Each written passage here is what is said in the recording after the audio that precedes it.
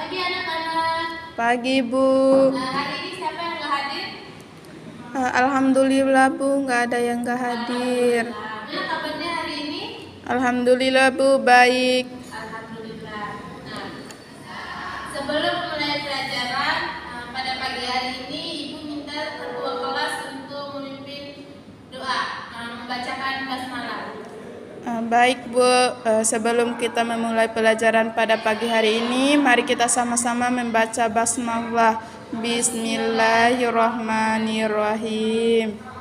Pada pertemuan kali ini, Ibu akan kita memasuki ke bab 2 yaitu perlindungan dan penegakan hukum di Indonesia. Perlindungan dan penegakan hukum di Indonesia itu terbagi menjadi 2, yaitu yang pertama perlindungan dan penegakan hukum, yang kedua peran lembaga penegak hukum dalam menjamin keadilan dan kedamaian. Nah, pada pagi hari ini kita cuma membahas satu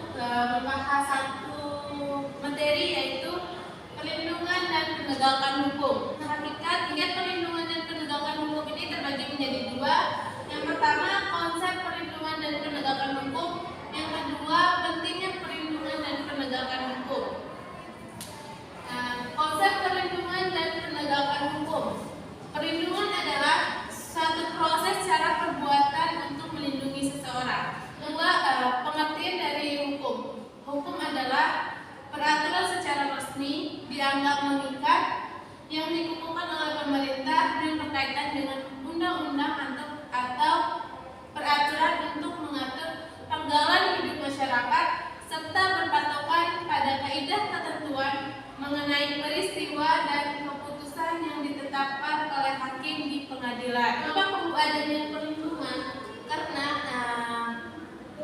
agar seseorang tidak melakukan semena-mena atau sesuka hatinya kepada orang lain. Nah, di negara Indonesia ini perlu adanya perlindungan untuk setiap warga negara. Yang kedua, hukum. Perlu kita ketahui bahwa negara Indonesia ini merupakan negara hukum. Apapun yang dilakukan oleh setiap orang, baik itu pemerintah, DPR maupun warga masyarakat, itu apapun itu tidak terlepas dari yang namanya hukum. Siapa saja yang melanggar aturan akan dikenakan satu wujud apabila proses penegakan hukum dapat terlaksana dengan baik.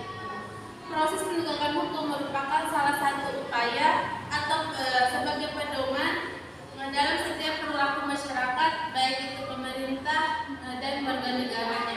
Yang belum mengerti tentang pengertian perlindungan dan pengertian hukum yang sudah Ibu jelaskan barusan. Sudah mengerti Bu. Kalau sudah mengerti, alhamdulillah. Selanjutnya kita akan lanjut ke poin kedua, yaitu pentingnya perlindungan dan penegakan hukum. Di Indonesia ini mengapa perlunya pentingnya perlindungan dan penegakan hukum?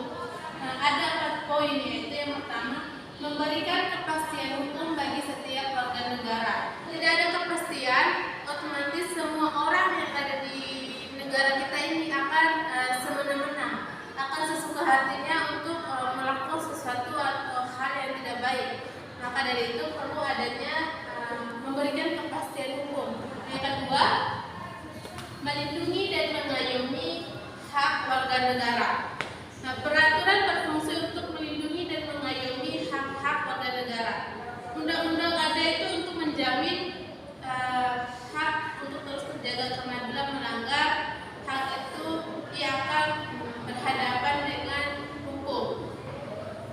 Yang ketiga, memberikan rasa keadilan bagi setiap warga negara.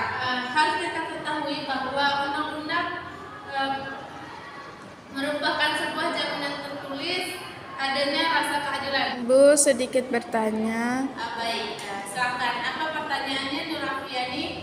Bu, pertanyaannya apakah yang melanggar peraturan itu baik pemerintah atau pihak berwajib akan mendapatkan sanksi juga bila mereka melanggar peraturannya, Bu? Oke, baik. Pertanyaan yang bagus. Ibu akan menjelaskan siapa saja yang melanggar hukum atau melanggar